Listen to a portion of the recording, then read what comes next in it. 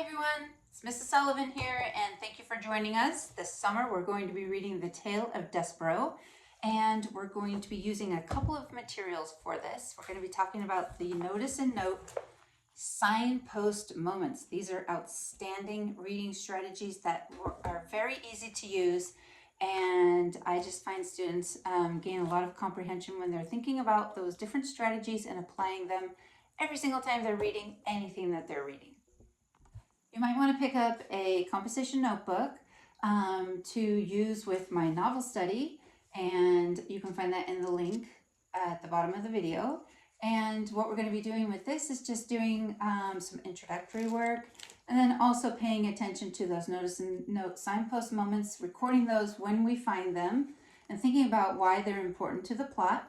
I also like to throw in some fun activities. My students always enjoy when a topic comes up that they don't quite understand or they wonder about in a story, they write it down and then they get online and they do some research related to that. So some of the things that when I've read this story that I find fascinating just in general with history are castles, anything related to the Middle Ages.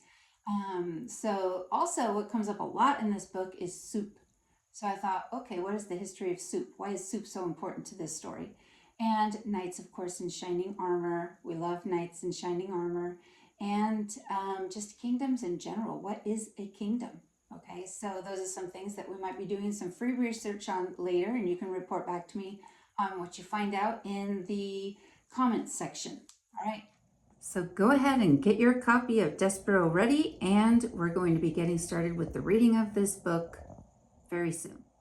Okay, so to get us started with our reading, we're going to be talking about the first Notice and Note signpost moments. Okay, the first signpost moments I want to introduce you to are contrasts and contradictions. This is when a character behaves in a way that is very different from what you would expect of them. We're going to be in this story introduced to our first contrast and contradiction right in chapter 1. Pay attention for the mom in this first opening chapter. What would you expect a mom to behave like, and how might her behavior be slightly different from what you are expecting? That would be a contrast and contradiction. Also, we're going to be paying attention for words of the wiser. So this is when a character who is often older and wiser gives the main character advice. And this advice is going to be important to possibly the resolution of the problem in the story. And I'm going to hold off on introducing to you who that potential character might be. That could possibly give our main character some advice.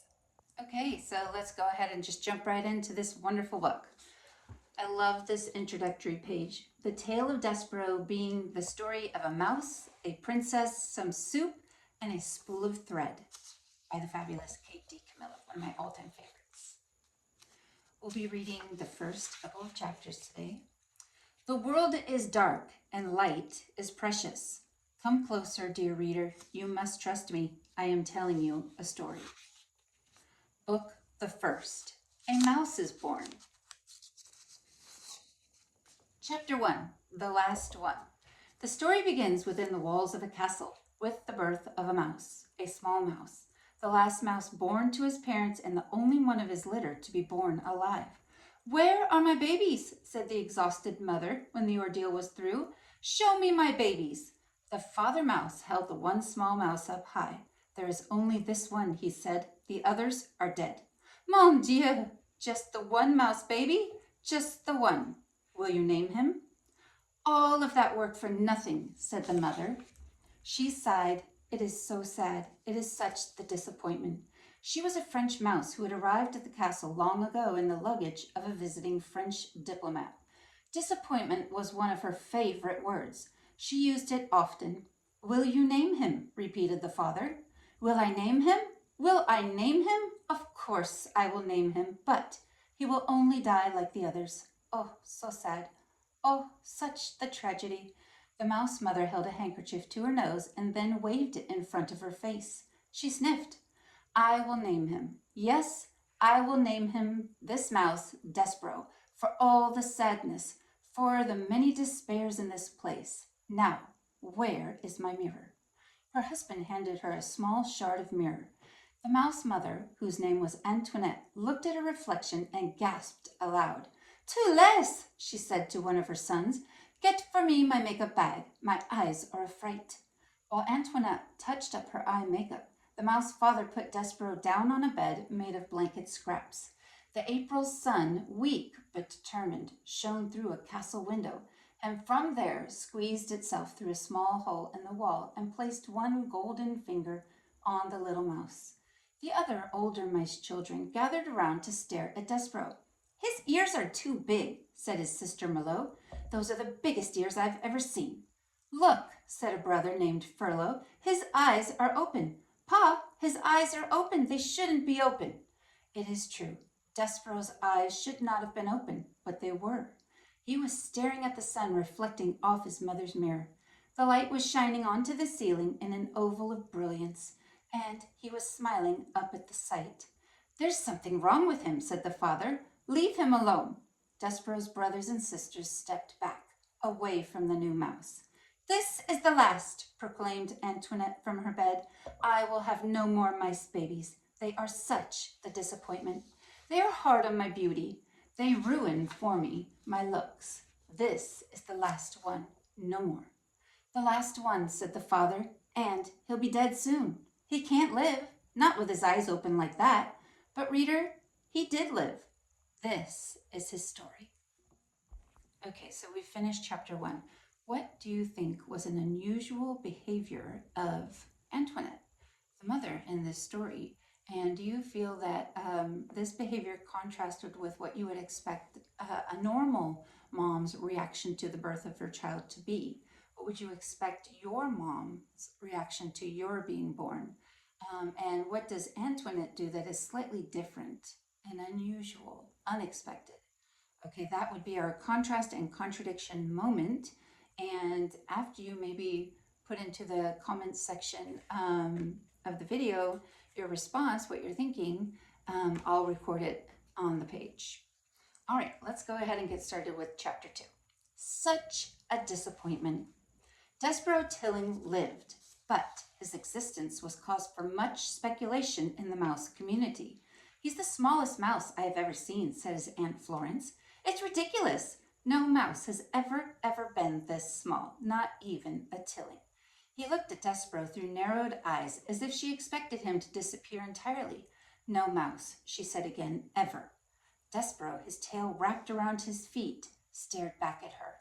"Those are some big ears he's got too," observed Uncle Alfred. "They look more like donkey ears if you ask me." "They are obscenely large ears," said Aunt Florence. Despereaux wiggled his ears. His Aunt Florence gasped. "They say he was born with his eyes open," whispered Uncle Alfred. Despereaux stared hard at his uncle. "Impossible," said Aunt Florence. "No mouse, no matter how small or obscenely large-eared, is ever born with his eyes open. It simply isn't done." "His pa, Lester, says he's not well," said Uncle Alfred. Despereaux sneezed. He said nothing in defense of himself. How could he? Everything his aunt and uncle said was true. He was ridiculously small. His ears were obscenely large. He had been born with his eyes open, and he was sickly. He coughed and sneezed so often that he carried a handkerchief in one paw at all times. He ran temperatures. He fainted at loud noises. Most alarming of all, he showed no interest in the things a mouse should show interest in. He did not think constantly of food. He was not intent on tracking down every crumb. While his larger, older siblings ate, Despereaux stood with his head cocked to one side, holding very still. "Do you hear that sweet, sweet sound?" he said. "I hear the sound of cake crumbs falling out of people's mouths and hitting the floor," said his brother Toulouse. "That's what I hear." "No," said Despereaux, "it's something else. It sounds like, honey." "You might have big ears," said Toulouse, "but they're not attached right to your brain. You don't hear honey, you smell honey. When there's honey to smell, which there isn't." "Son," barked Despereaux's father, "snap to it. Get your head out of the clouds and hunt for crumbs." "Please," said his mother, "look for the crumbs. Eat them to make your mamma happy. You are such the skinny mouse. You are a disappointment to your mamma." "Sorry," said Despereaux. He lowered his head and sniffed the castle floor. But reader, he was not smelling. He was listening with his big ears to the sweet sound that no other mouse seemed to hear. Chapter 3. Once upon a time. Despereaux's siblings tried to educate him in the ways of being a mouse. His brother Furlough took him on a tour of the castle to demonstrate the art of scurrying. Move side to side, instructed Furlough, scrabbling across the waxed castle floor. Look over your shoulder all the time, first to the right, then to the left. Don't stop for anything. But Despereaux wasn't listening to Furlough. He was staring at the light pouring in through the stained glass windows of the castle. He stood on his hind legs and held his handkerchief over his head and stared up, up, up into the brilliant light. Furlough, he said, what is this thing? What are all these colors? Are we in heaven? Cripes, shouted Furlough from a far corner. Don't stand there in the middle of the floor talking about heaven. Move! You're a mouse, not a man. You've got to scurry. What? Said Despereaux, still staring at the light. But Furlough was gone. He had, like a good mouse, disappeared into a hole in the molding. Despereaux's sister Merlot took him into the castle library, where light came streaming in through tall, high windows and landed on the floor in bright yellow patches. Here, said Merlot, follow me, small brother, and I will instruct you on the fine points of how to nibble paper. Merlot scurried up a chair and from there hopped onto a table on which there sat a huge open book. This way, small brother, she said as she crawled onto the pages of the book, and Despereaux followed her from the chair to the table to the page. Now then, said Merlot, this glue here is tasty, and the paper edges are crunchy and yummy, like so. She nibbled the edge of a page and then looked over at Despereaux. You try, she said. First a bite of some glue, and then follow it with a crunch of the paper. And these squiggles, they are very tasty. Despereaux looked down at the book, and something remarkable happened. The marks on the pages, the squiggles, as Merlot referred to them, arranged themselves into shapes. The shapes arranged themselves into words, and the words spelled out a delicious and wonderful phrase, once upon a time. Once upon a time, whispered Despereaux. What? Said Merlot. Nothing. Eat, said Merlot. I couldn't possibly, said Despereaux, backing away from the book. Why? Said Despereaux, it would ruin the story. The story? What story? Merlot stared at him. A piece of paper trembled at the end of one of her indignant whiskers.